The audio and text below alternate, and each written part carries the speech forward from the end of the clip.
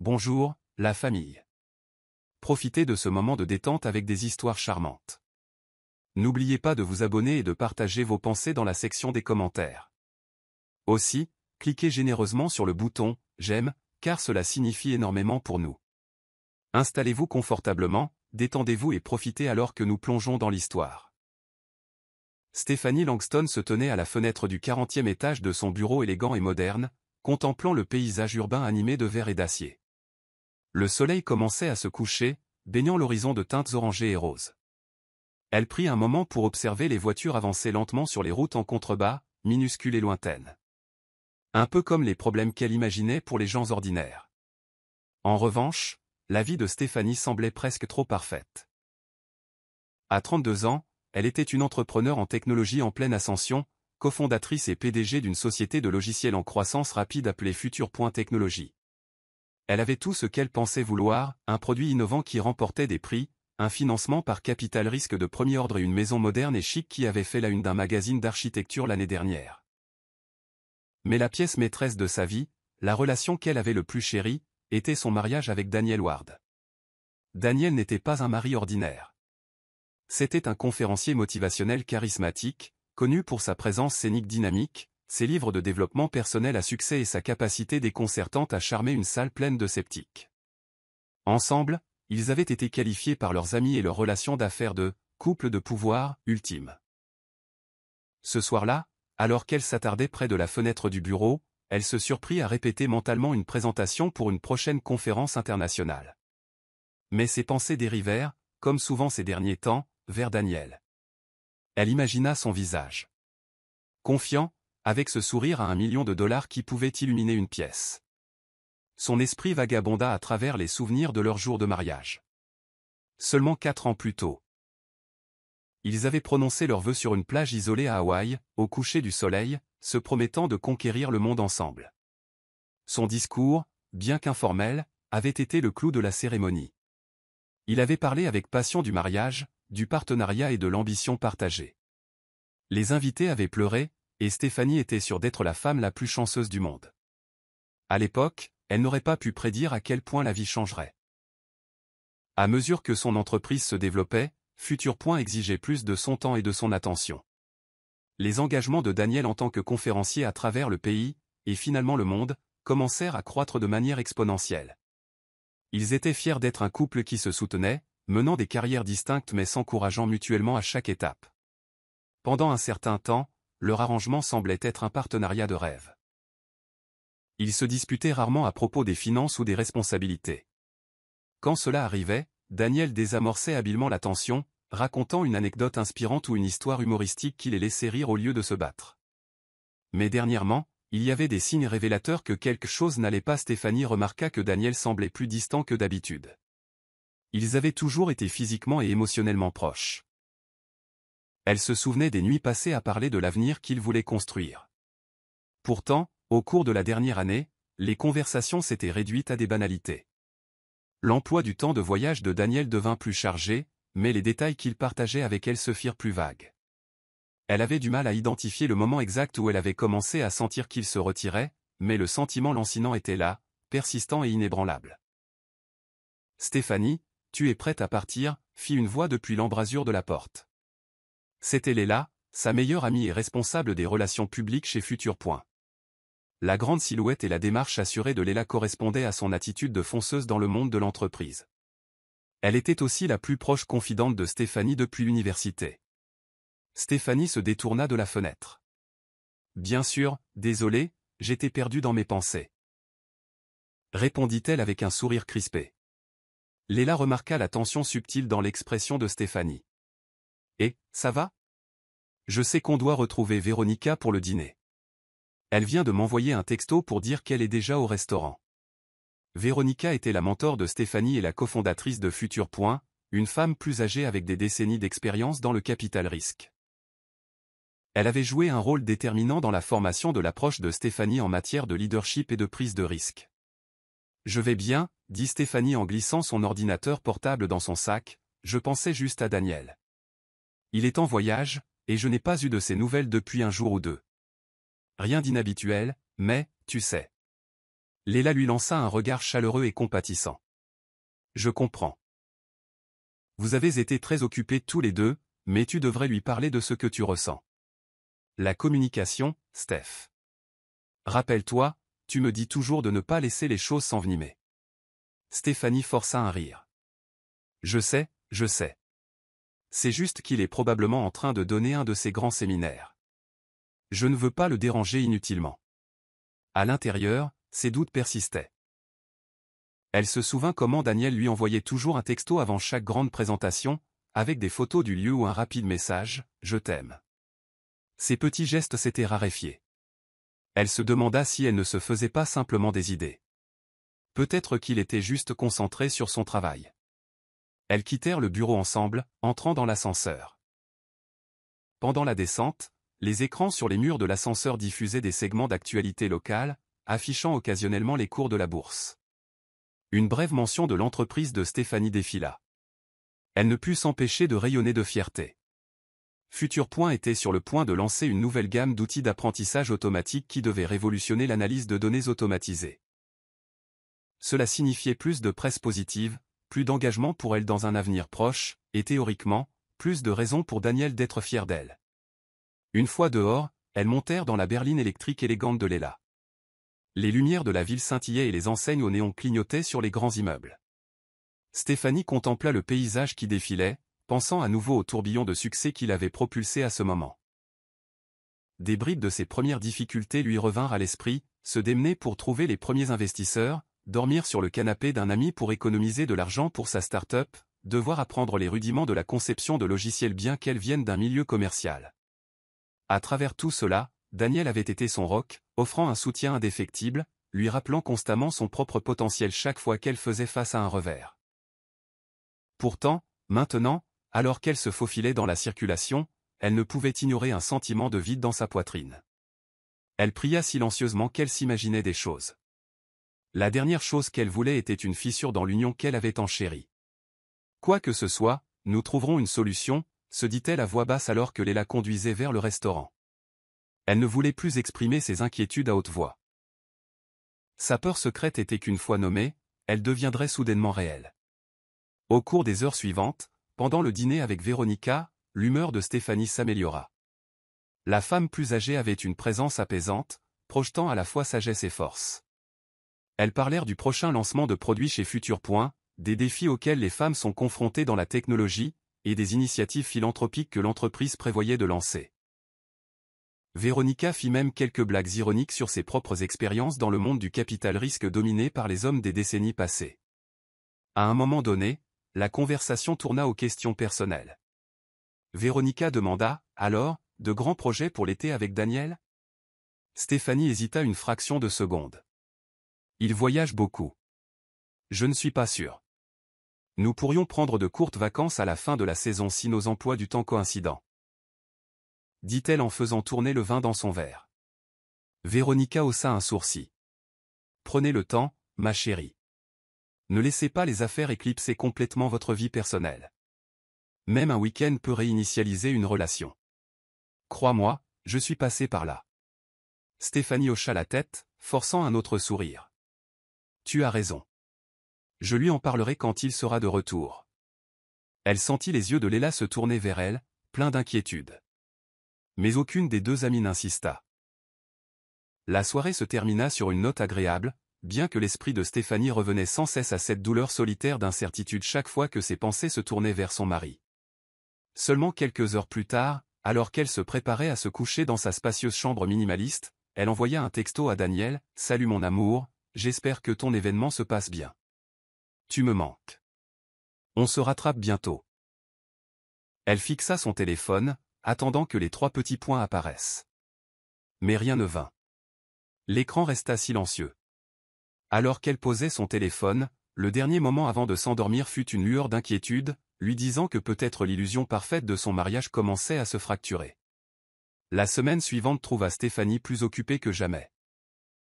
Un investisseur clé visitait le siège de Futur Point, et elle était chargée de faire une présentation approfondie sur la prochaine suite de produits de l'entreprise. Malgré son emploi du temps chargé, sa vie personnelle restait au premier plan de ses pensées. Daniel était rentré de son voyage tard un soir, n'offrant qu'une brève salutation en entrant dans leur maison. Il balaya ses tentatives de conversation, disant qu'il était épuisé par le voyage et devait se préparer pour un autre événement le lendemain matin. Il avait semblé agité, voire agacé, quand elle lui avait demandé comment s'était passée la conférence. Elle se souvint de son visage, figé dans une expression raide et gardée qu'elle n'avait jamais vue auparavant.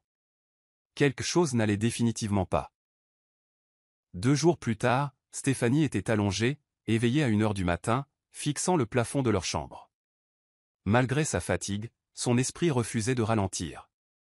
Elle entendit Daniel dans le couloir, parlant à voix basse. Elle ne pouvait pas distinguer les mots, mais quelque chose dans son ton semblait furtif, comme s'il ne voulait pas que quelqu'un l'entende. Quand il revint finalement dans la chambre, téléphone à la main, il offrit une excuse rapide à propos de changements de dernière minute pour un séminaire. Puis il se glissa dans le lit sans la regarder dans les yeux. Stéphanie décida qu'elle devait aborder la situation. Mais chaque fois qu'elle essayait d'aborder le sujet, demandant si tout allait bien, si quelque chose le dérangeait, Daniel lui lançait soit un regard frustré, soit rejetait ses inquiétudes d'un rapide. « Je suis juste occupé, Steph. On peut en parler une autre fois. » La goutte d'eau qui fit naître le doute authentique fut leur anniversaire de mariage. C'était le 3e anniversaire qu'ils célébreraient ensemble. Stéphanie avait organisé un magnifique dîner dans un restaurant haut de gamme au bord de l'eau. Elle avait même secrètement invité quelques amis proches pour en faire une célébration surprise. Mais Daniel n'est jamais venu. Pas d'appel, pas de texto. Juste un vague email envoyé à son adresse professionnelle le lendemain, disant qu'il était désolé de l'avoir manqué, mais que quelque chose était survenu au travail. C'est à ce moment-là que l'estomac de Stéphanie se noua avec une dure prise de conscience. Leur vie était en train de s'effilocher d'une manière qu'elle ne pourrait peut-être pas contrôler. Elle exprima ses inquiétudes à Léla un après-midi alors qu'elle déjeunait à la cafétéria de Futur Point, un espace élégant avec des comptoirs en marbre blanc et des murs végétaux. La lumière du soleil entrait à flots par les baies vitrées, illuminant leur coin tranquille. « Je pensais vraiment qu'il viendrait », murmura Stéphanie, remuant son thé glacé d'un air apathique. « Je l'ai prévenu bien à l'avance, j'ai vérifié qu'il était libre ce soir-là, et il a juré ses grands dieux qu'il ne le manquerait pas. » Léla pinça les lèvres et posa une main sur celle de Stéphanie. Ce n'est pas son genre. Même d'un point de vue de Marc, Daniel parle toujours de l'importance des relations. Es-tu sûr qu'il n'y a pas de malentendu? Stéphanie secoua la tête, les yeux rougis. Il ne l'a pas seulement manqué, Léla. Il n'a même jamais appelé. Pas une seule fois.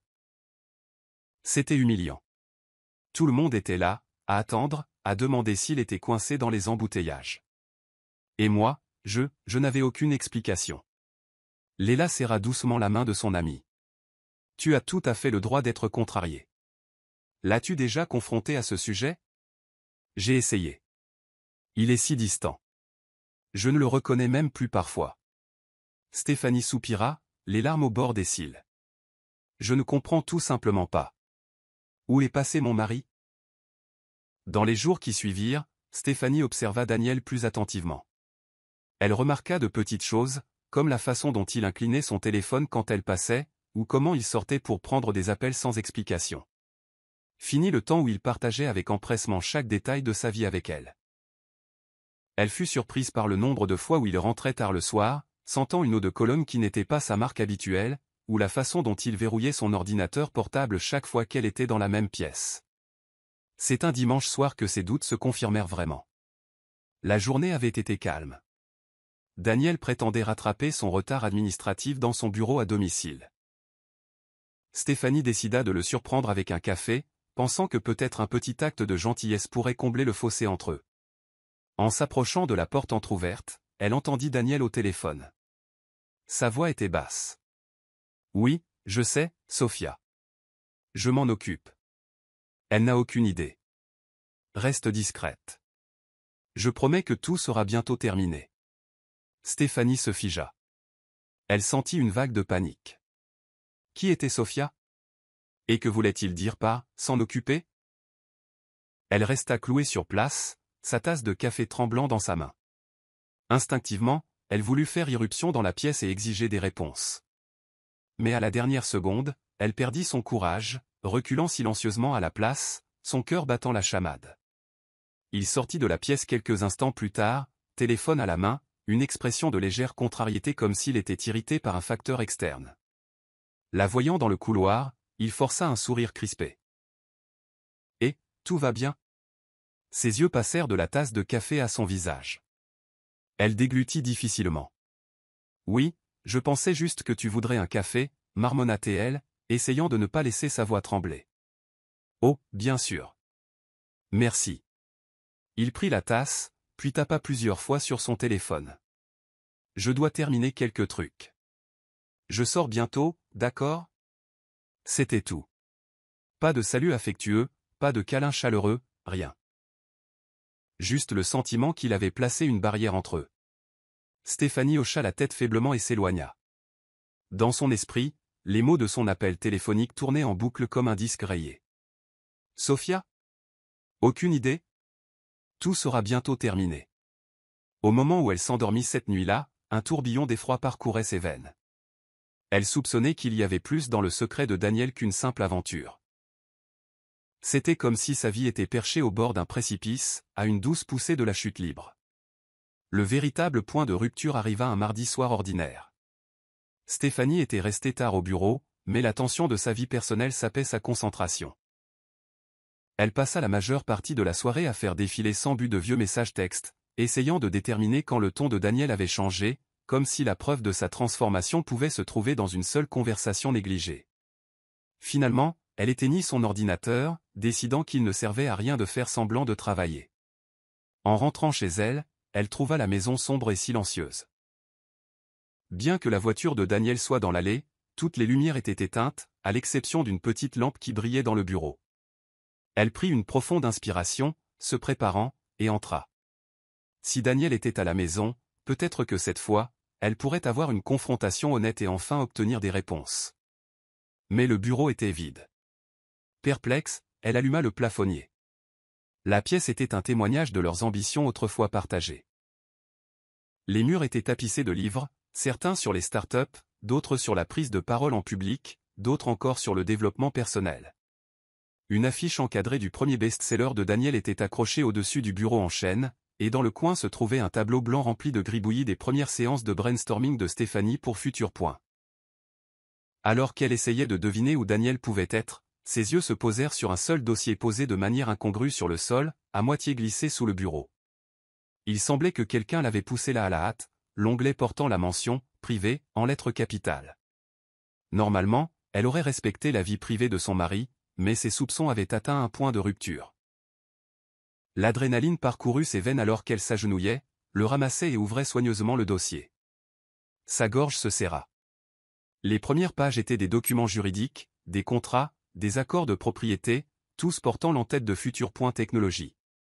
Elle reconnut sa signature, mais elle semblait étrangement dupliquée. Un sentiment de vertige la submergea lorsqu'elle réalisa qu'il s'agissait de documents de transfert falsifiés, réattribuant une grande partie de ses actions de l'entreprise à Daniel. Elle parcourut d'autres pages et remarqua que la fausse signature était répétée sur plusieurs formulaires, dont un qui déléguait les pouvoirs de gestion à Daniel. « Qu'est-ce que c'est que ça ?» chuchota-t-elle, sa voix se brisant. Une larme coula sur sa joue. La trahison semblait physique, un coup de poing dans l'estomac, comme si on lui avait coupé le souffle. Elle inspira d'une manière tremblante et continua de tourner les pages. Puis elle en découvrit plus, des reçus pour des cadeaux de luxe de boutiques exclusives, des milliers de dollars dépensés en bijoux haut de gamme et en vêtements de marque, des articles qu'elle n'avait jamais reçus. Elle s'arrêta, une sueur froide parcourant sa peau. Daniel avait-il acheté des cadeaux pour cette mystérieuse Sophia? Ses pires craintes furent confirmées lorsqu'elle trouva le dernier morceau de papier, une confirmation de réservation pour un hôtel de luxe, ainsi que des réservations pour dîner pour deux dans un restaurant étoilé au Michelin. Le nom de l'invité, Sophia Blake. La date était le week-end dernier, le même week-end où il avait prétendu être en déplacement pour un séminaire d'affaires. Tremblante, Stéphanie s'affaissa dans le fauteuil en cuir près du bureau, son esprit tourbillonnant. Pendant tout ce temps, une partie d'elle avait essayé de rationaliser le comportement étrange de Daniel, se disant que chaque couple traverse des moments difficiles, qu'elle s'imaginait peut-être une infidélité. Mais ceci, c'était la preuve indéniable qu'il la trompait non seulement, mais qu'il complotait également pour prendre le contrôle de son entreprise. Une bouffée de colère remplaça son choc. Elle regarda à nouveau les documents falsifiés. Ce n'était pas une erreur fantaisiste, c'était calculé. L'homme en qui elle avait confiance, qui avait promis de la protéger et de l'aimer, orchestrait un plan pour la dépouiller de son entreprise et canaliser les ressources vers une liaison secrète. Juste à ce moment, des pas résonnèrent dans le couloir, et Stéphanie entendit la voix de Daniel, basse et désinvolte, comme s'il était au téléphone. La poignée de la porte tourna. Dans un moment de désespoir, elle fourra les papiers compromettants dans le dossier, le serrant contre sa poitrine.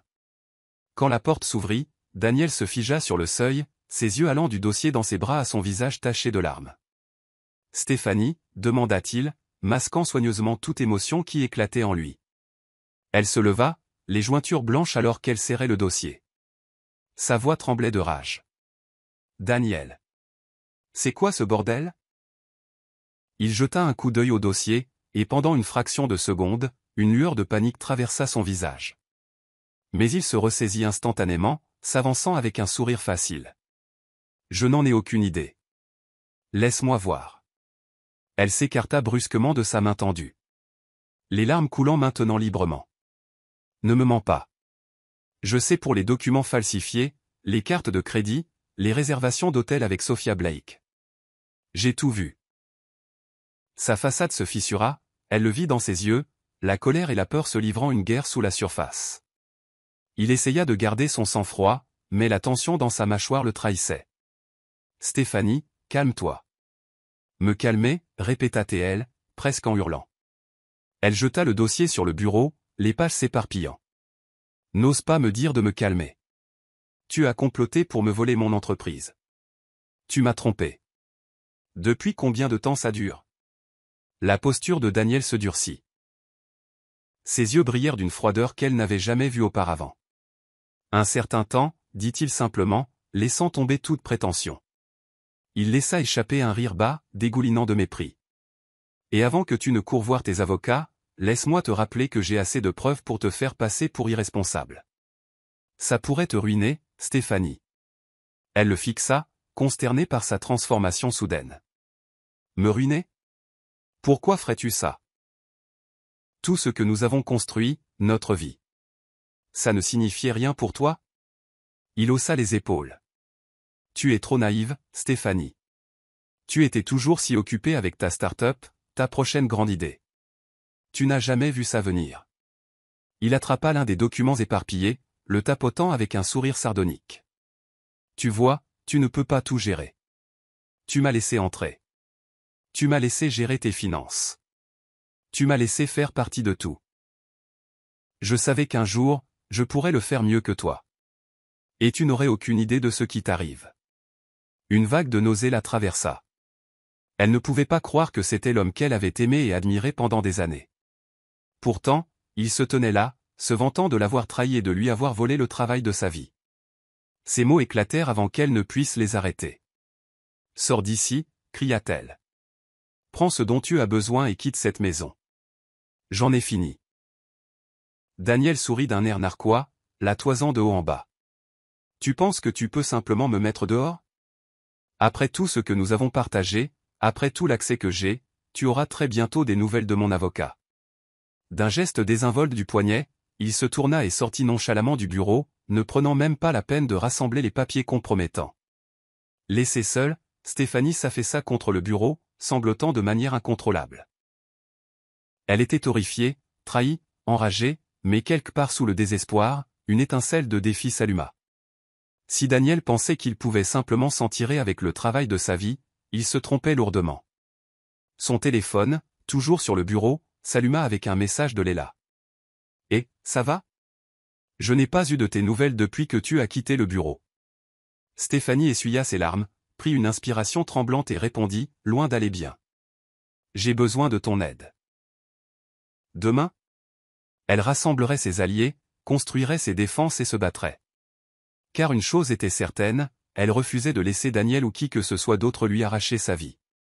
Le lendemain matin, Stéphanie se réveilla avec les yeux rouges et gonflés d'une nuit de sommeil agité. Elle prépara une cafetière en pilote automatique, son esprit à moitié concentré sur les tâches de la vie quotidienne.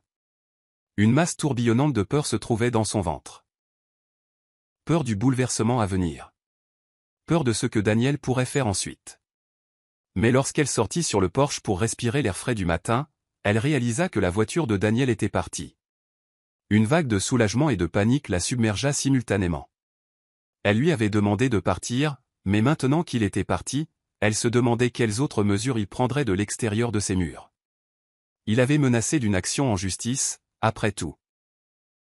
Elle passa le début de la journée à contacter les personnes en qui elle avait le plus confiance, Léla, pour gérer les relations publiques, et Véronica, sa mentor et cofondatrice, pour sa connaissance approfondie de la structure juridique de Futur Point. À l'heure du déjeuner, elles arrivèrent toutes les deux chez Stéphanie. Elle les conduisit dans le salon, où la lumière vive du soleil contrastait fortement avec la conversation sombre qui allait bientôt s'ensuivre. Léla affichait un air de détermination farouche, tandis que les yeux de Véronica brillaient d'une résolution tranquille. Stéphanie commença, la voix tremblante. « J'ai trouvé des documents hier soir, des faux, transférant mes actions de l'entreprise à Daniel, entre autres choses. Il a acheté des cadeaux pour une autre femme, Sophia Blake, et réservé des hôtels en secret. Il a admis avoir une liaison et vouloir prendre le contrôle de Futur Point. » Léla laissa échapper une série de jurons à voix basse. « C'est complètement fou. Tu vas bien ?» Stéphanie secoua la tête, les lèvres pincées. « Pas vraiment, mais je ne vais pas plier. J'ai juste besoin de votre aide. Il a menacé d'utiliser des preuves contre moi. Des choses qu'il aurait pu compiler pour prétendre que je suis inapte à diriger Futur Point. » Véronica se pencha en avant, joignant les paumes. « Stéphanie, tu dois savoir quelque chose d'important. Lorsque nous avons constitué Futur Point, je me suis assuré de mettre en place certaines clauses qui protègent tes actions contre les réclamations extérieures. Je l'ai fait parce que j'ai vu tant de jeunes entrepreneurs tout perdre dans des divorces ou des procès compliqués. Daniel peut agiter des documents falsifiés autant qu'il veut, mais légalement, il ne peut pas toucher à ce qu'il ne possède pas. » Les yeux de Stéphanie s'écarquillèrent de surprise. « Je n'en avais aucune idée. Merci. Mais est-ce que ça veut dire que je suis complètement en sécurité ?» Véronica expira lentement. « Légalement, tu as un dossier solide. Mais cela ne signifie pas que Daniel n'essaiera pas de créer une tempête médiatique ou de ternir ta réputation pour obtenir un avantage. Il est intelligent, Stéphanie, et il est charismatique. Tu dois être préparé. » Léla hocha la tête. « Exactement. Et nous avons besoin d'un plan pour gérer la perception du public si ça tourne mal. C'est un conférencier motivationnel avec un public décent. S'il commence, même si nous avons la loi de notre côté. » Les mains de Stéphanie se serrèrent en poing. Elle pouvait presque voir Daniel sourire narquoisement lors d'une interview, se peignant en victime. Mais au moins, elle avait des alliés. Elle ravala la boule dans sa gorge. « Alors, quelle est notre première étape ?» Véronica répondit sans hésitation. « Engager un avocat de premier ordre. Quelqu'un qui peut gérer la fraude potentielle et les conflits conjugaux. Je connais la personne idéale, Raymond Pierce. Il est connu pour être implacable au tribunal et à traiter des divorces et des procès d'entreprise très médiatisés. Je vais prendre rendez-vous avec lui pour demain. » Ressentant une once de réconfort, Stéphanie hocha la tête. « Merci, Véronica. Et Léla, j'aurai peut-être besoin de ton aide pour préparer une déclaration, au cas où Daniel rendrait public des mensonges. » Léla fit un sourire pincé. « Je te couvre. Nous élaborerons une réponse qui te positionne comme professionnel et mesuré, tout en montrant subtilement que toutes ces affirmations sont sans fondement. » Elles passèrent le reste de l'après-midi à examiner les documents falsifiés, à les numériser sur un lecteur sécurisé et à lister toutes les transactions financières suspectes dont elles se souvenaient de l'année écoulée. Stéphanie expliqua la rencontre de la veille au soir, comment le comportement de Daniel était passé du déni à l'aveu suffisant en quelques secondes. Ses amis affichaient des expressions de colère et d'incrédulité identiques. Au moment où la réunion se termina, Stéphanie se sentit plus résolue. Elle n'était plus simplement l'épouse blessée. Elle était une femme qui se battait pour protéger son héritage, ses moyens de subsistance et son identité. Alors que Véronica et Léla partaient, chacune lui fit une étreinte de soutien. Le lendemain amena la confrontation formelle. Stéphanie, accompagnée de Véronica et Raymond, arriva au cabinet d'avocats qui abritait les bureaux de Raymond. Le bâtiment était un chef-d'œuvre moderne de verre et d'acier, avec des sols en marbre menant à une réception impressionnante. L'environnement respirait le pouvoir et l'argent. Un témoignage du type de client que Raymond représentait habituellement. Une fois dans une salle de conférence privée, Raymond, un homme grand d'une cinquantaine d'années avec des cheveux gris coupés courts et des yeux vifs, salua calmement Stéphanie. « Véronica m'a parlé de votre situation, Madame Langston. Je suis désolé que vous traversiez cela, dit-il, offrant un signe de tête compatissant. Mais je vous assure, s'il y a un angle juridique pour vous protéger et punir les méfaits, je le trouverai. Maintenant, commençons par les documents. » Elle remit des copies des papiers falsifiés, détaillant comment elle les avait découverts et comment Daniel avait réagi. Raymond scanna chaque page méticuleusement, griffonnant occasionnellement des notes. Son expression passa du stoïcisme à une indignation contenue. « C'est effronté, murmura-t-il. Non seulement de la falsification, mais aussi une tentative flagrante de vol d'entreprise. Si nous pouvons prouver que ces documents sont frauduleux, et je soupçonne que nous le pouvons, Daniel est dans de sérieux ennuis judiciaires. Et qu'en est-il de la liaison et de l'utilisation abusive des fonds ? Demanda Stéphanie, croisant les bras de manière protectrice. Il a utilisé nos comptes joints à des fins personnelles, couvrant cette femme Sophia de cadeaux somptueux, peut-être même détournant de l'argent ailleurs pour se constituer un pécule séparé. Raymond leva les yeux, son regard perçant lui donnant un sentiment de confiance. Nous rassemblerons les relevés bancaires, les relevés de cartes de crédit et toute communication qui prouve une fraude intentionnelle. En tant que votre avocat, je mènerai l'enquête discrètement. Pour l'instant, ne le confrontez pas directement au sujet des finances ou du partage des biens. Laissez-moi m'en occuper. Et s'il vous contacte, gardez une communication factuelle et concise. Stéphanie hocha la tête, le cœur battant. Compris. Après une heure de stratégie, ils parvinrent à un plan. Dans les semaines à venir, ils prépareraient discrètement une plainte légale pour fraude, utilisation abusive des biens matrimoniaux et falsification. Une fois qu'ils auraient suffisamment de preuves, ils la déposeraient au tribunal, cherchant à la fois la protection des intérêts commerciaux de Stéphanie et des dommages-intérêts personnels. Parallèlement, Véronica utiliserait les clauses de protection qu'elle avait intégrées dans la structure de Futur Point pour s'assurer que les documents falsifiés de Daniel n'avaient aucun poids juridique. Léla se coordonnerait avec un contact de relations publiques de confiance, prête à contrer toute presse négative. En quittant le bureau de Raymond, Stéphanie se sentit renforcée par le sentiment de contrôle. Oui, elle était émotionnellement brisée. Oui, elle pleurait la perte de la relation qu'elle pensait avoir. Mais les faits étaient de son côté, et elle possédait une solide équipe juridique prête à se battre. Elle n'avait besoin que d'une chose de plus pour vraiment fortifier sa résolution, une confrontation face à face, selon ses propres termes. Ce soir-là, elle appela Daniel. À sa grande surprise, il répondit immédiatement. « Qu'est-ce que tu veux ?» demanda-t-il, la voix froide. Elle fit une pause, un nœud se serrant dans son estomac. « Nous devons parler. En personne. Peu m'importe que ce soit à la maison ou dans un endroit neutre, mais nous allons régler ça. » Il laissa échapper un rire dédaigneux. « Régler ça ? Il n'y a rien à régler. J'ai déjà tout ce dont j'ai besoin. Mais bien sûr, retrouvons-nous demain soir au bar de l'hôtel Belmont, à 20h. Voyons à quel point tu es encore naïve. » La ligne se coupa. Les mains de Stéphanie tremblaient alors qu'elle serrait le téléphone. Son arrogance était presque insupportable. Elle prit plusieurs respirations profondes, se rappelant qu'elle n'allait pas l'affronter sans plan. S'il voulait pousser, elle était prête à riposter. Le lendemain à midi, Stéphanie se retrouva assise dans le bureau privé de Véronica chez Futur Point. Une grande fenêtre donnait sur l'horizon de la ville, un rappel de l'empire qu'elles avaient construit ensemble. Le bourdonnement des serveurs et le bavardage des employés dans les couloirs adjacents étaient un bruit de fond réconfortant. Les signes d'une entreprise prospère et animée qui était sa propre création.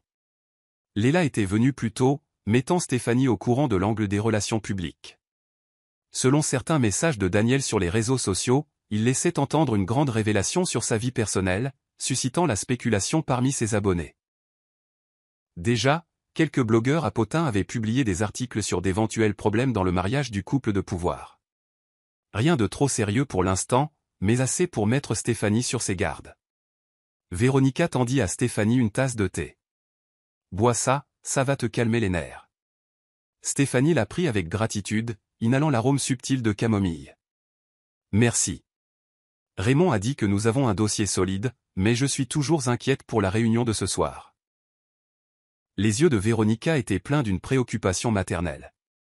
Pourquoi le rencontrer dans un bar? Ne pouvons-nous pas simplement procéder légalement? Stéphanie soupira. C'est probablement stupide. Mais je veux le regarder dans les yeux et lui faire savoir qu'il ne me fait pas peur. Je n'entrerai pas dans les détails et ne révélerai pas notre stratégie. Raymond a été clair là-dessus. J'ai juste besoin qu'il voie que je ne recule pas, Véronica hocha la tête solennellement. Eh bien, tu as mon soutien. Et tu n'iras pas seul. Raymond a proposé d'envoyer un service de sécurité privé, au moins pour attendre en coulisses. Il a insisté, en fait. Stéphanie esquissa un petit sourire. Il l'a fait. Je suppose que ce n'est pas une mauvaise idée. Elles passèrent l'après-midi à peaufiner les derniers détails. Véronica souligna à nouveau les structures internes de Futur Point qui annuleraient le transfert d'actions falsifiées de Daniel. Léla passa pour confirmer que toute demande des médias concernant les rumeurs serait redirigée vers un bref, sans commentaire, suivi d'une promesse d'une déclaration future. Le soir venu, Stéphanie ressentit un curieux mélange d'effroi et de puissance. Elle était sur le point d'entrer dans la fosse au lion, mais cette fois, elle était armée de connaissances et d'un solide sens du but. À 8 heures précises, elle arriva à l'hôtel Belmont, un établissement élégant connu pour accueillir des clients de haut vol. Il ne lui échappa pas que Daniel avait choisi un lieu aux échos de richesse et de statut. Peut-être un subtil jeu de pouvoir de sa part. Elle portait un blazer et un pantalon de bon goût mais affirmé, choisissant une tenue qui criait « affaire » plutôt que « vulnérabilité ».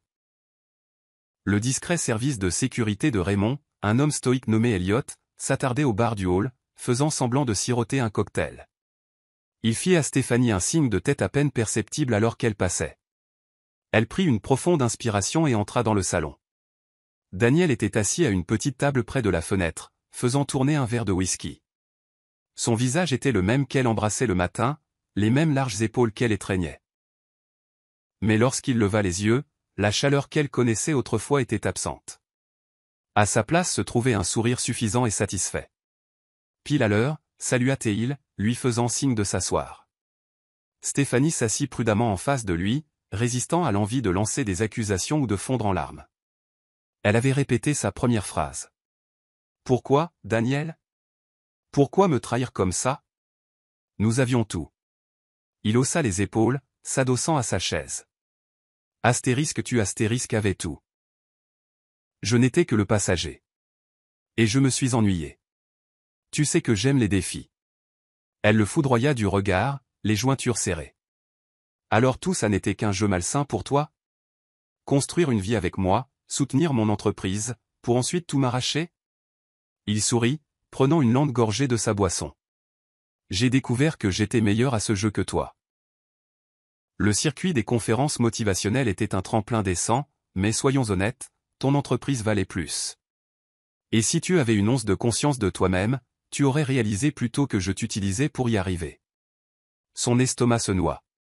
Je ne crois pas ça. Il fut un temps où nous étions partenaires, travaillant côte à côte. Je me souviens de ton soutien indéfectible. Daniel laissa échapper un faux soupir. Je ne le nierai pas. J'ai tenu à toi à un moment donné. Mais ensuite, tu t'es tellement absorbé dans ton propre succès. Tu as à peine remarqué que je construisais un avenir séparé du tien. Alors, j'ai décidé d'accélérer le processus. Elle inspira brusquement. En falsifiant des documents, en trompant et en m'humiliant. C'est comme ça que tu justifies tes actions maintenant? Il lâche. Haussa un sourcil. C'est du business, ma chérie. Les émotions ne sont que des obstacles. De plus, Sophia me comprend, peut-être même mieux que tu ne l'as jamais fait. Elle sentit une vague de colère, mais elle se rappela le conseil de Raymond. Ne pas révéler sa stratégie juridique. Rester courtoise. Stéphanie posa ses mains à plat sur la table. Très bien. J'ai demandé à te rencontrer pour te dire ceci. Je sais ce que tu as fait, et je ne vais pas me laisser faire. Alors, vas-y, fais ce que tu as à faire. Mais laisse-moi te prévenir. Daniel la coupa avec un ricanement. Me prévenir? De quoi? Tu penses pouvoir me faire peur avec des avocats de luxe? Tu as peut-être du succès, mais le public adore les histoires tristes. Je peux tourner ça de manière à te faire passer pour la bourreau de travail qui a négligé son mari, le forçant à trouver du réconfort ailleurs. Les gens adorent ce genre de récit. C'est presque un cliché. Stéphanie refusa de le laisser voir qu'elle tressaillait. Alors fais-le.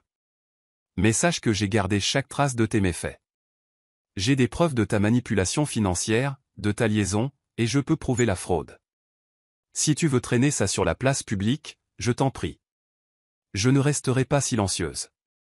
Le regard de Daniel vacilla un instant, mais il retrouva rapidement son calme. Ainsi soit-il. Il termina son whisky et se leva. C'était une perte de temps. On se verra au tribunal, ou dans les médias, ou les deux. Et ne m'appelle plus pour rien d'autre. C'est fini entre nous. Elle leva le menton, stabilisant sa respiration. C'est certain. Avec ça, Daniel laissa quelques billets sur la table, un geste ostentatoire considérant qu'elle n'avait aucune intention de toucher la boisson, et s'éloigna. Au moment où il disparut au coin, Stéphanie sentit sa force vaciller. Elle s'affaissa sur son siège, laissant échapper une expiration tremblante qu'elle n'avait pas réalisé qu'elle retenait. Elliot, l'agent de sécurité, s'approcha tranquillement, lui demandant si elle allait bien. Elle hocha la tête d'un air absent. La confrontation s'était déroulée comme prévu, mais cela n'atténuait pas la douleur. L'homme qu'elle avait autrefois aimé était maintenant un ennemi méconnaissable, et tout était enclenché pour une bataille qui mettrait sa résolution à l'épreuve comme jamais auparavant. Fidèle à sa menace, Daniel ne perdit pas de temps à diffuser sa version des événements. 3 jours plus tard, Stéphanie se réveilla sous un déluge de notifications sur son téléphone. Il y avait des appels manqués, des emails et des SMS d'amis, de journalistes et même de parents éloignés. Elle fit défiler les réseaux sociaux pour découvrir que Daniel avait publié une vidéo, un de ses clips léchés de style conférencier motivationnel, l'impliquant dans une foule de méfaits d'entreprise. Il prétendait qu'elle gérait mal Futur Point, ne tenait pas compte du bien-être des employés et canalisait les bénéfices dans des entreprises douteuses. Pour aggraver les choses, il se présentait comme le héros chassé par une épouse insensible. Il affirmait qu'il avait essayé de l'aider, mais qu'elle l'avait repoussé à chaque fois, trop aveuglée par l'ambition. La vidéo se propagea comme une traînée de poudre, alimentée par la base de fans existante de Daniel et une série de titres sensationnalistes. Le célèbre conférencier motivationnel accuse sa femme PDG de technologie de trahison et de négligence. Stéphanie se sentit nauséeuse. Elle savait que Daniel était rusé, mais voir ses mensonges orchestrés si habilement pour le public était dévastateur. Elle pouvait sentir sa crédibilité s'effriter à chaque partage, à chaque commentaire qui disait « Waouh, je n'arrive pas à croire qu'elle ait fait ça », ou « C'est si triste de le voir traité de cette façon ». Léla passa immédiatement en mode gestion de crise. Elle compila une liste de journalistes qui l'avaient contacté et conseilla à Stéphanie de ne pas commenter immédiatement. Si nous répondons avec colère ou si nous nous précipitons pour faire une déclaration, nous risquons de paraître sur la défensive, expliqua Léla en faisant les 100 pas dans le bureau de Stéphanie. Nous avons besoin d'une réponse mesurée et factuelle, étayée par de vraies preuves. Et nous devons choisir le bon moment. Stéphanie hocha la tête, bien que la tension dans sa poitrine soit suffocante. Je sais. Mais ça fait mal de le voir salir mon nom comme ça. Les yeux de Léla s'adoucirent. Je comprends. Mais c'est la guerre. Il joue pour le tribunal de l'opinion publique. Nous ferons de même quand nous serons prêts. Au cours des jours suivants, la tempête médiatique s'intensifia. Un site de potins populaire publia un article suggérant que Daniel avait découvert des irrégularités financières chez Futur Point, citant une source anonyme. Une autre émission de télévision spécula sur la vie personnelle du couple, laissant entendre que Stéphanie avait rabaissé Daniel, le poussant à s'éloigner. Le tourbillon de rumeurs et de demi-vérités jeta un nuage sombre sur sa réputation professionnelle. Certains des plus petits investisseurs de Futur Point commencèrent à envoyer des demandes anxieuses, inquiets de la stabilité de la direction de l'entreprise. Pourtant, Stéphanie tint bon, en grande partie grâce à Véronica et Raymond. Véronica organisa une réunion d'urgence avec les membres du conseil d'administration, réaffirmant leur soutien à Stéphanie en tant que PDG. Elle présenta un audit approfondi des finances de Futur Point, réalisé par un tiers réputé, prouvant qu'il n'y avait aucune irrégularité. Le conseil, initialement préoccupé, se rallia à Stéphanie une fois qu'ils virent les faits. Pendant ce temps, l'équipe de Raymond compila les preuves que les affirmations de Daniel étaient sans fondement. Ils suivirent également chaque cas de diffamation dans les déclarations publiques de Daniel, préparant le terrain pour une éventuelle contre-poursuite si nécessaire. Lors d'appels téléphoniques tardifs et feutrés, Stéphanie s'entretenait avec son conseiller juridique, examinant méticuleusement chaque nouveau développement. Un de ces soirs, Stéphanie était assise dans son bureau, là où ce cauchemar avait commencé, en conférence téléphonique avec Raymond. Une tasse de café à moitié vide refroidissait à côté d'elle, ignorée. La voix de Raymond crépita dans le haut-parleur. Nous avons suffisamment de preuves pour réfuter chaque accusation de Daniel. Cependant, nous voulons être stratégiques quant au moment de les publier. Il essaie clairement de vous faire réagir. Stéphanie déglutit. Et si les investisseurs se retirent avant que nous puissions rétablir la vérité? Mes employés. Mon équipe. Ils voient tout ça se dérouler en ligne. Raymond fit une pause. Nous devons faire confiance à Véronica et au conseil pour stabiliser le moral interne pour l'instant. Quant à la perception du public, l'approche de Léla est la bonne. Nous présenterons une déclaration forte et unifiée au moment opportun. Si nous agissons trop tôt, l'histoire sera éclipsée par la prochaine vague de mensonges de Daniel. Mais si nous agissons trop tard, nous risquons de perdre la confiance du public. C'est une danse délicate. Elle ferma les yeux, se massant les tempes. J'aimerais que ça ne soit pas si personnel. Il offrit une note compatissante dans son ton. C'est personnel. Mais il s'agit aussi de protéger l'entreprise que vous avez travaillé si dur à construire. Vous vous en sortirez, Stéphanie. Après l'appel, elle fixa le dossier étiqueté « privé », assis dans le tiroir de son bureau, le même qu'elle avait trouvé cette nuit fatidique.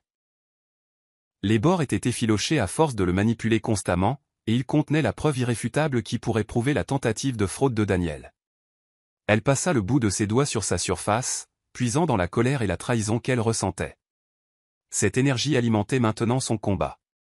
Le lendemain matin, elle apparut dans le hall principal de Futur Point, s'adressant directement aux employés.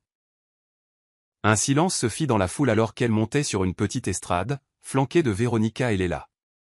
Stéphanie s'éclaircit la gorge, sentant le poids de dizaines de paires d'yeux sur elle. Tout d'abord, merci à tous de prendre le temps d'être ici, commença-t-elle.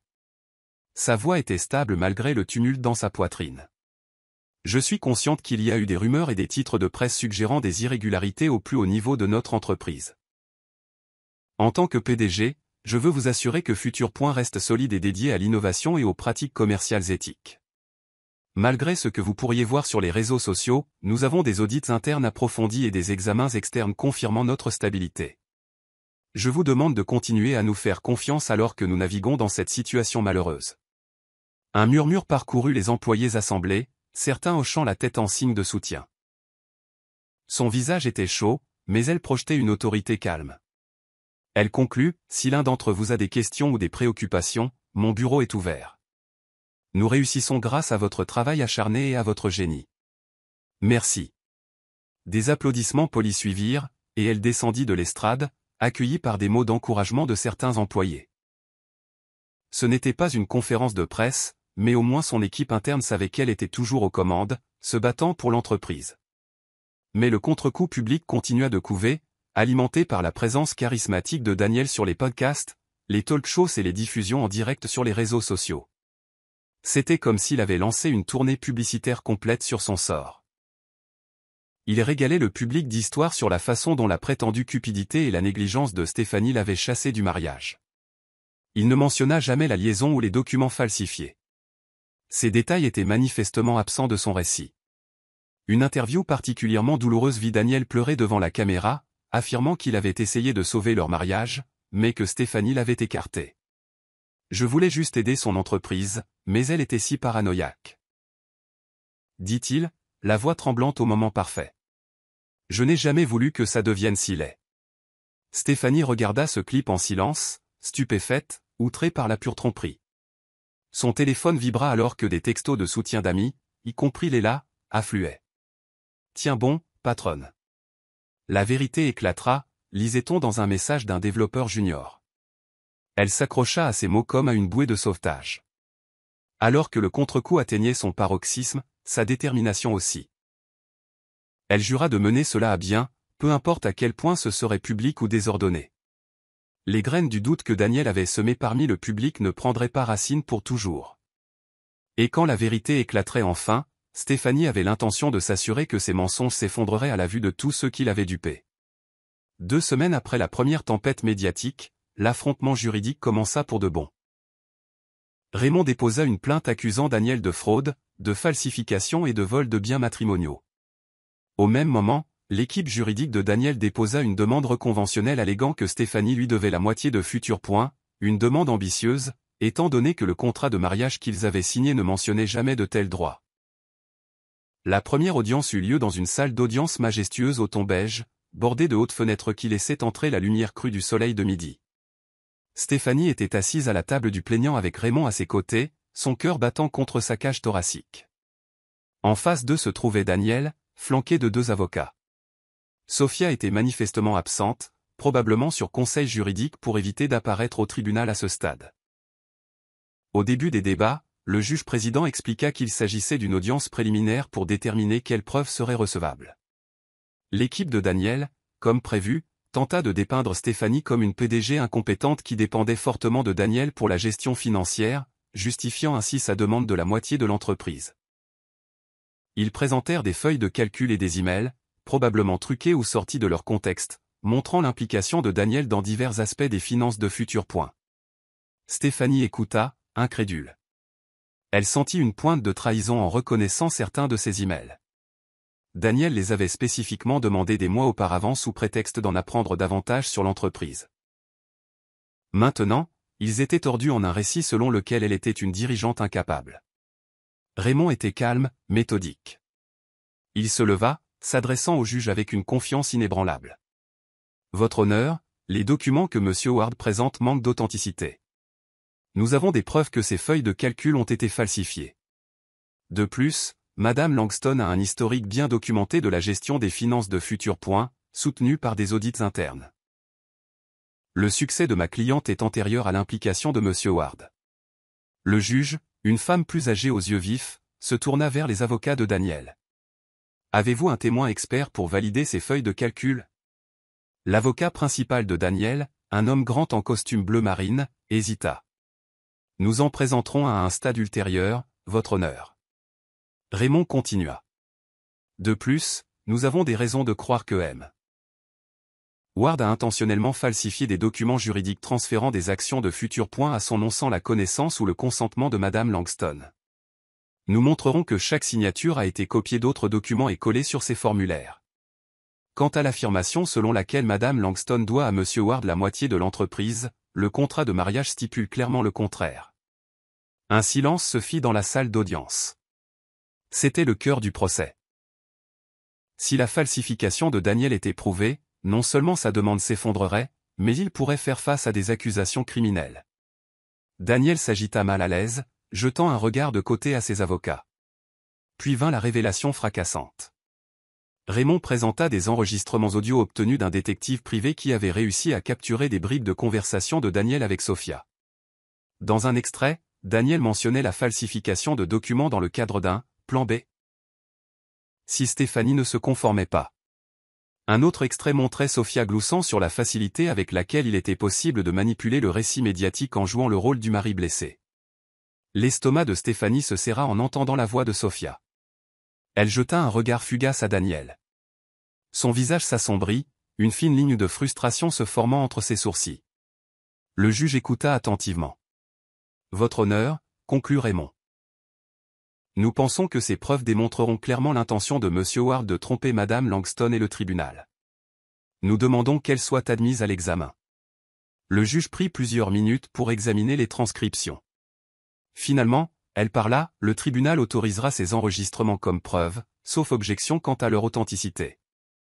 Cependant, nous devons nous assurer que les droits à la vie privée des tiers sont respectés. L'avocat de Daniel bafouilla.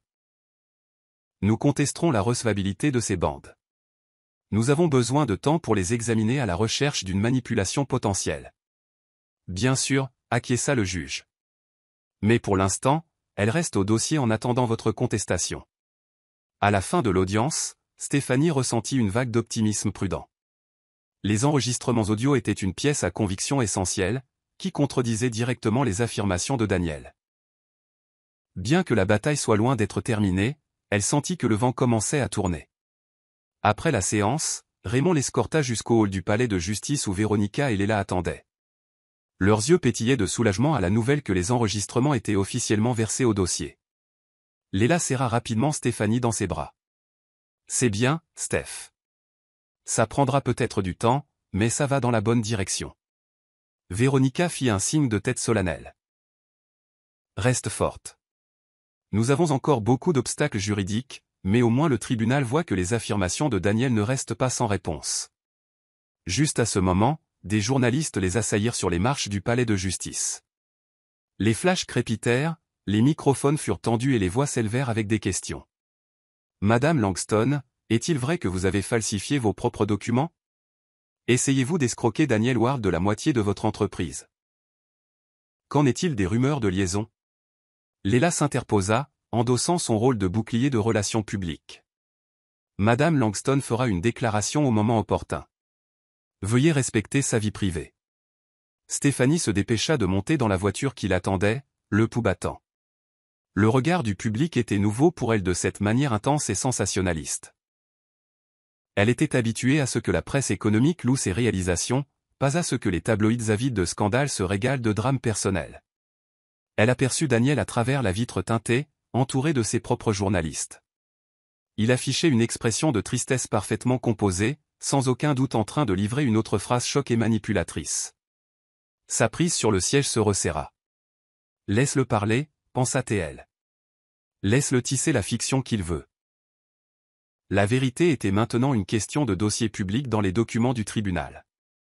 Et chaque jour qui passait, la façade qu'il présentait au monde se fissurerait davantage. Au moment où la date finale du procès arriva, le cirque médiatique avait atteint son paroxysme. Des spectateurs faisaient la queue devant le palais de justice, espérant apercevoir Stéphanie, Daniel ou l'un des principaux acteurs. Le tourbillon de rumeurs, de spéculations et de théories à moitié cuites atteignit un niveau presque absurde en ligne. Mais à l'intérieur de la salle d'audience, une précision calme régnait. Raymond démantela systématiquement le dossier de Daniel sur plusieurs jours. Vint d'abord l'expert en criminalistique qui témoigna que les signatures sur les documents juridiques de Daniel étaient bien des copier-coller de contrats plus anciens. Ensuite, un analyste en cybersécurité démontra comment les feuilles de calcul soumises par Daniel avaient été modifiées avec un logiciel avancé pour gonfler ses contributions. Puis vint la pièce maîtresse. Les enregistrements audio non édités avec horodatage et authenticité vérifiée. Le jury écouta avec une attention soutenue, entendant la voix de Daniel discuter de la falsification des papiers et du projet de faire chanter publiquement Stéphanie si elle résistait. Les gloussements d'affirmation de Sophia laissaient peu de place à l'interprétation. La défense de Daniel tenta de faire valoir que les enregistrements étaient sortis de leur contexte, ou qu'ils ne faisaient que jouer des scénarios. Mais le poids des preuves était trop lourd. Chaque tentative de réfuter les affirmations échoua face aux preuves documentées, aux témoignages et aux registres vérifiés. Finalement, Stéphanie vint à la barre. Faire face à Daniel Atrave. La salle d'audience semblait surréaliste. C'était un homme à qui elle avait autrefois confié ses peurs, ses joies et ses ambitions les plus profondes. Alors que ses yeux croisèrent les siens, elle ne vit aucun remords, juste un regard dur. Raymond la guida à travers l'interrogatoire.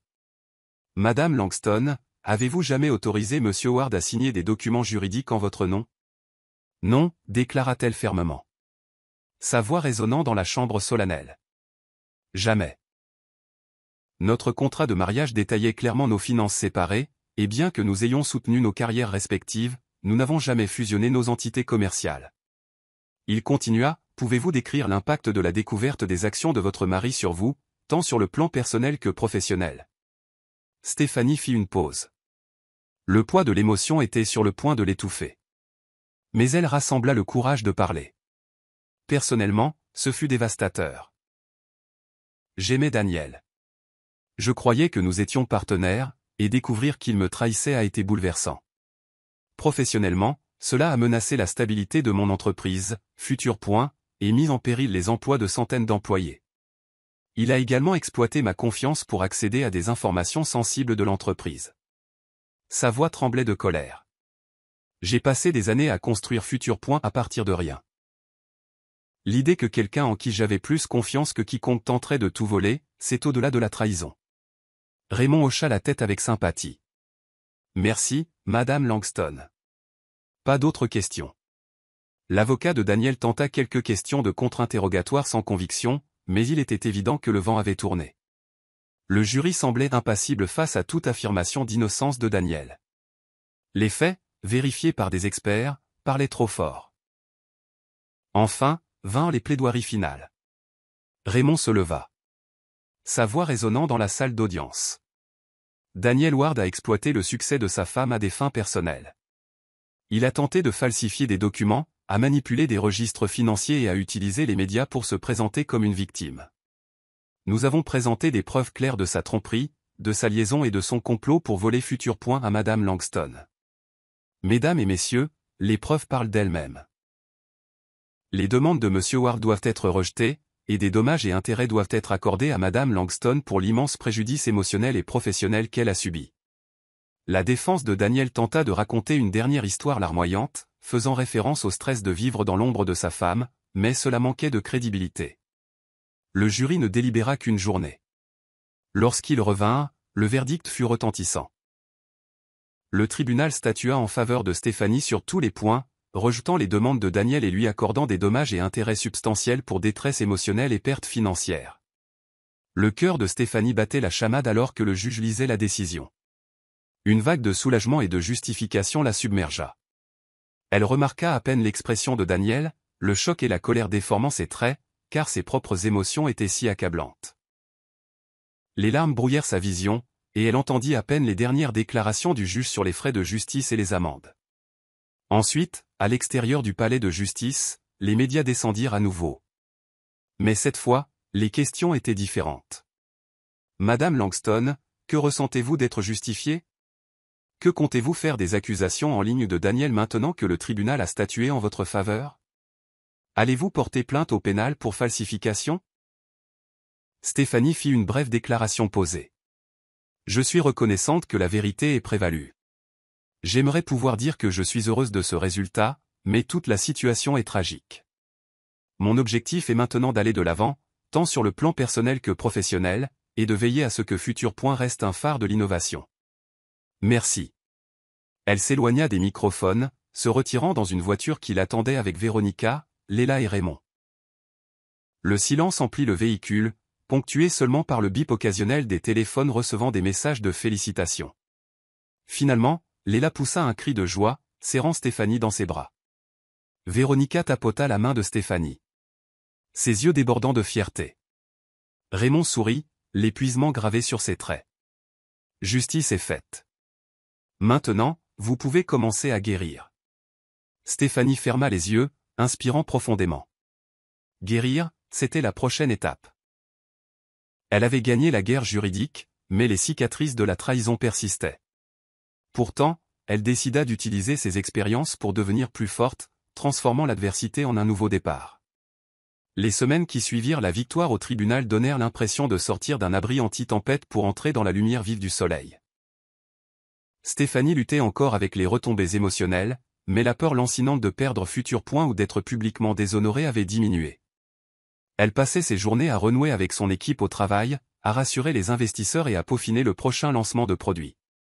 Loin de fuir les projecteurs, elle décida d'exploiter l'attention des médias pour une bonne cause. Sous la direction de Léla, elle accepta une poignée d'interviews soigneusement sélectionnées, se concentrant sur ses réalisations professionnelles et les leçons qu'elle avait apprises sur la protection de son entreprise. Elle refusa de s'abaisser au niveau de Daniel en dramatisant leur discorde conjugale. Au lieu de cela, elle se présenta comme une dirigeante mesurée et résiliente qui avait surmonté la trahison sans perdre de vue sa mission. Son histoire commença à trouver un écho, en particulier parmi les femmes entrepreneurs.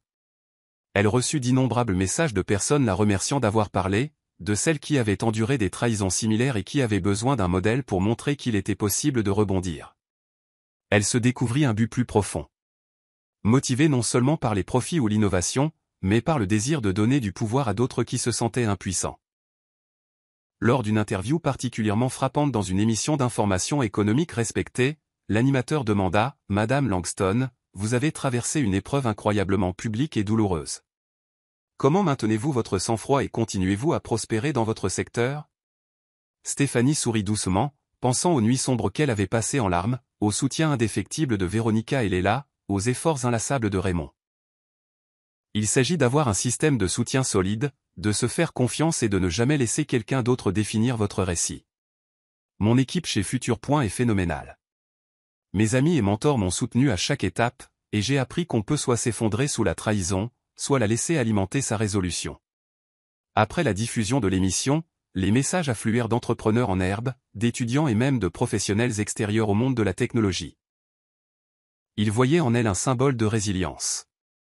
En réponse, Stéphanie créa une nouvelle fondation sous la branche philanthropique de Futur Point, dédiée à fournir une éducation et un mentorat aux femmes en affaires. Elle l'appela la Fondation Phoenix, un hommage à la renaissance de ses cendres. Véronica la rejoignit en tant que conseillère, et Léla offrit son expertise en relations publiques pro bono pour s'assurer que l'initiative atteigne ceux qui en avaient le plus besoin. Dans des moments privés, Stéphanie réfléchissait souvent à ce qui aurait pu être. Elle se souvint de la première fois où elle avait présenté Futur Point aux premiers investisseurs, comment Daniel se tenait à ses côtés, défendant son rêve. Elle le voyait autrefois comme un allié, un ami et un confident. Mais elle comprenait maintenant que les gens peuvent changer, ou peut-être qu'ils révèlent qui ils ont toujours été lorsque les enjeux sont élevés. Un après-midi tardif dans son bureau, regardant le soleil se coucher sur la ville une fois de plus, elle ressentit une vague de paix. Elle réalisa que malgré le chagrin, elle était sincèrement reconnaissante pour la clarté qui était venue de cette épreuve. Elle avait un sens renouvelé du but, une mission non seulement de faire croître Futur Point mais aussi d'élever les autres, en particulier les femmes, dans leurs parcours entrepreneuriaux. Des mois plus tard, la vie s'était installée dans une nouvelle normalité pour Stéphanie. Les tribunaux finalisèrent son divorce avec Daniel, et il tomba dans l'oubli après que ses actions frauduleuses furent devenues de notoriété publique. Incapable de susciter la même sympathie qu'il maniait autrefois, il vit ses invitations à des conférences se tarir. La rumeur disait qu'il avait du mal à réserver même de petites salles, et son public en ligne diminua face au déshonneur public. Pendant ce temps, Futur Point s'envola. La nouvelle gamme de produits, des solutions d'IA avancées pour l'analyse de données, reçut des critiques élogieuses de la part des critiques de l'industrie. L'infusion de publicité positive contribua à des bénéfices trimestriels records. Sous la direction de Véronica, Stéphanie forma une jeune équipe de direction, s'assurant que l'entreprise était prête pour sa prochaine phase de croissance. Léla s'épanouit également, passant des relations publiques à un rôle plus large dans la communication d'entreprise, pour finalement diriger la branche philanthropique de Futur Point. Sous sa coordination, la Fondation Phoenix offrait des ateliers, des bourses et des événements de réseautage pour les femmes entrepreneurs. Les histoires de réussite commencèrent à affluer. Des femmes qui avaient lancé des startups innovantes, développé de petites entreprises, ou simplement acquis la confiance nécessaire pour présenter leurs idées grâce aux ressources de la Fondation. Un vendredi soir venteux, Stéphanie se retrouva à un événement de célébration pour la Fondation Phoenix. Tenu dans un élégant jardin sur le toit, le rassemblement bourdonnait d'excitation. Les participants comprenaient des chefs d'entreprise locaux, des mentors et des bénéficiaires des programmes de la Fondation. Elle se mêla, serra des mains et écouta des histoires qui lui rappelaient ses propres débuts, pleins de passion, de peur et d'espoir. Quand elle monta enfin sur la petite scène pour faire un discours, elle regarda la foule. Il y avait Léla, rayonnante de fierté, debout à côté du coordinateur de l'événement. Véronica était là, élégante et distinguée. Dispersées parmi les invités se trouvaient de jeunes femmes, certaines dans la vingtaine, d'autres en transition de mi-carrière, toutes débordantes d'ambition et de gratitude. Stéphanie prit une inspiration, son cœur se gonflant d'émotions qu'elle pouvait à peine nommer. « Bonsoir à tous », commença-t-elle. Merci de vous joindre à nous pour célébrer la Fondation Phoenix et les incroyables entrepreneurs présentes ce soir. Quand j'ai commencé mon parcours, je n'avais aucune idée qu'un jour je me tiendrais sur ce toit, parmi des individus aussi brillants et inspirants. Elle fit une pause, se remémorant sa propre histoire, les hauts et les bas dévastateurs. Beaucoup d'entre vous savent que j'ai fait face à des défis personnels il n'y a pas si longtemps. Des défis qui ont failli me coûter mon entreprise et ma confiance en moi. Mais dans l'adversité, j'ai découvert une vocation plus profonde. M'assurer que personne, en particulier les femmes, n'ait à faire face à la trahison ou à la ruine financière sans ressources et sans soutien. La Fondation Phoenix ne consiste pas seulement à donner des subventions ou à organiser des événements. Il s'agit de cultiver la résilience et de nous donner les moyens de nous relever, peu importe ce que nous avons traversé. Une douce salve d'applaudissements parcourut le public. Elle continua. Mon espoir est que chacun d'entre vous trouvera les outils, les mentors et la communauté dont vous avez besoin pour poursuivre vos rêves. Et en retour, j'espère que vous donnerez au suivant, en élevant les autres à mesure que vous montez. Car s'il y a une chose que j'ai apprise, c'est que notre plus grande force ne vient pas du fait d'être seul, mais d'être ensemble. Les applaudissements s'intensifièrent, et Stéphanie cligna des yeux pour retenir ses larmes. Elle descendit de la scène, se sentant plus légère qu'elle ne l'avait été depuis des années. La tempête de la trahison de Daniel, les batailles juridiques, la frénésie médiatique, tout cela était derrière elle. À sa place se trouvait une vie plus significative, plus alignée sur ses valeurs et plus épanouissante que celle qu'elle avait laissée derrière elle. Après le discours, elle déambula dans la foule, échangeant des conversations chaleureuses avec les participants. Une jeune femme s'approcha, les yeux brillants. « Madame Langston, je veux juste vous dire merci. J'ai reçu une subvention Phoenix pour lancer ma start-up d'analyse de données. J'avais peur de ne pas pouvoir le faire seul, mais votre histoire m'a inspiré. Si vous avez pu tout surmonter, peut-être que je peux réussir aussi. » Stéphanie sourit, posant une main rassurante sur l'épaule de la femme. « Vous le pouvez absolument. Et vous ne le ferez pas seul. Nous sommes tous là pour vous. » Alors que la soirée touchait à sa fin, Stéphanie s'approcha du bord du toit, contemplant la métropole. L'horizon scintillait, reflétant son sentiment d'espoir et de renouveau. Elle repensa à ce jour où elle se tenait à la fenêtre de son bureau, incertaine de son mariage, sentant une fissure dans l'illusion parfaite. Comme elle avait parcouru du chemin depuis ce moment de doute anxieux. Maintenant, elle était libre. Libre des ombres de la tromperie de Daniel, libre de tracer son propre chemin, libre de façonner l'avenir selon ses propres termes. Elle se sentait à nouveau entière, revitalisée par un sens du but qui allait au-delà de l'ambition personnelle. C'était son nouveau chapitre, un chapitre où la résilience, la communauté et l'intégrité formaient le fondement de tout ce qu'elle faisait. Remettant une mèche de cheveux derrière son oreille, elle laissa le vent nocturne de la ville bruisser ses vêtements. Demain, elle serait de retour chez Futur Point, guidant son équipe, rêvant de la prochaine innovation révolutionnaire. Et elle le ferait avec un cœur libéré de la peur, prête à embrasser des possibilités qui semblaient autrefois impossibles. Ainsi, l'histoire de Stéphanie Langston se transforma d'une saga douloureuse de trahison en un conte triomphal de renaissance et d'émancipation. Bien que des cicatrices subsistent, échos de chagrin et de désillusion, elle choisit de les voir non pas comme des rappels d'échecs, mais comme la preuve de la profondeur de son amour et du courage avec lequel elle s'était battue pour reprendre le contrôle de sa vie. En fin de compte, elle en sortit plus forte, forgeant un héritage non seulement dans la technologie, mais dans le pouvoir de ne jamais abandonner soi-même. Je suis content que vous soyez arrivés jusqu'à la fin. J'espère que vous avez apprécié l'histoire. N'hésitez pas à cliquer généreusement sur le bouton « J'aime » et à vous abonner pour d'autres récits captivants comme celui-ci. Nous aimerions avoir de vos nouvelles. Quelles leçons avez-vous tirées de cette histoire? Partagez vos pensées dans les commentaires ci-dessous. On se retrouve dans la prochaine histoire.